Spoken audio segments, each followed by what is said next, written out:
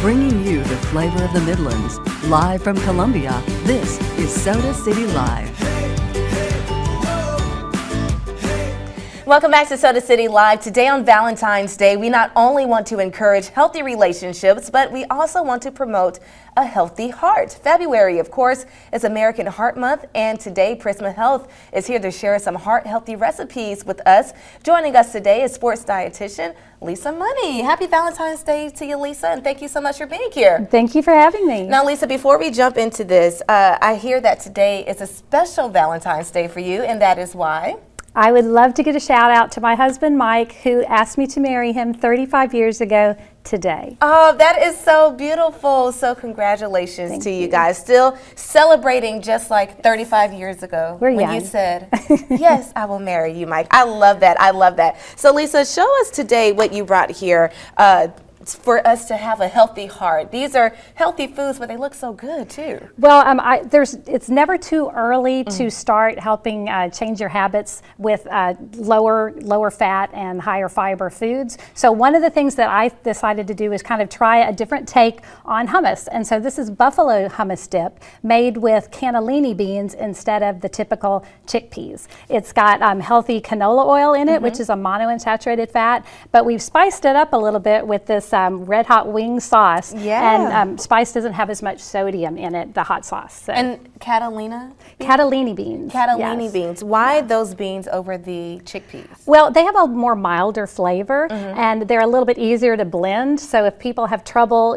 getting the consistency that they might want with their with the chickpeas, then we suggest this. And if you can't find Cannellini beans, you can always try northern beans. Okay, sounds good. And then what can you dip in the mix Yeah, here? Traditionally, celery is great with buffalo dip. You think about chicken wings, but really chicken wings is going to give you a little too much saturated fat to dip in that buffalo sauce. So we would like to kind of encourage celery, tomatoes.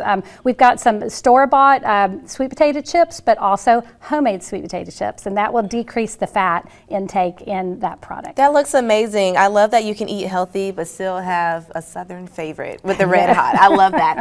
And then we also have something that you can make at home with the kids. Well, that's right, because while older people might be worried about their heart, it's never too early to kind of train your younger folks, younger people in your family to kind of increase their fiber and their protein intake with not as much fat from chips and honey buns. So what we want to try to do is, this is a high protein cereal. You can pick any type of cereal that you want. I found this at Whole Foods.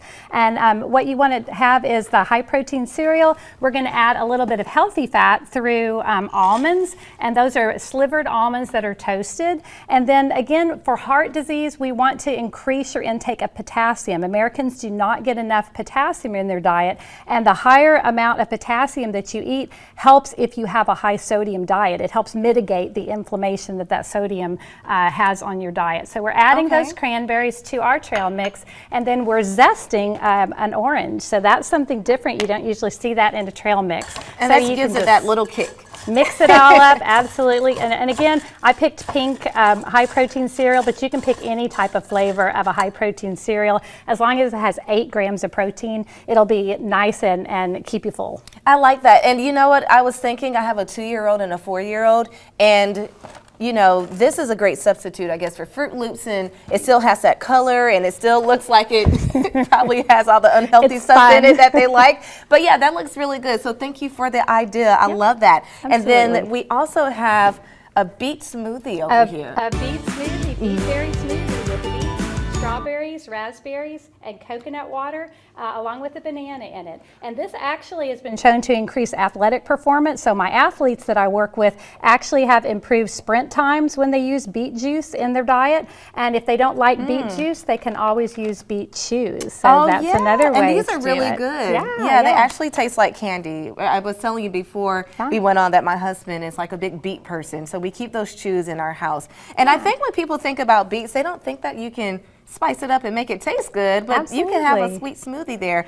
And you used vanilla Greek yogurt? Yeah, to increase the protein in our smoothie, just with a little bit better glycemic index, then you can use the Greek yogurt to increase the protein. Whey protein works as well, but either one would work for you. And I like the coconut water. I haven't thought about that or heard of that. I bet that's a good blend. Again, great source of potassium. Yeah, So we're that's trying to get that good. potassium in the diet, and beets are available in South Carolina every month of the year. Amazing. Well, Lisa, thank you so much for coming on. You did an amazing job explaining this. We're going to have to bring you back on for our Be Well Wednesday segment so we can continue to promote healthy hearts throughout February and beyond this month, really. So we're going to take a quick break. We'll have much more Soda City Live after this.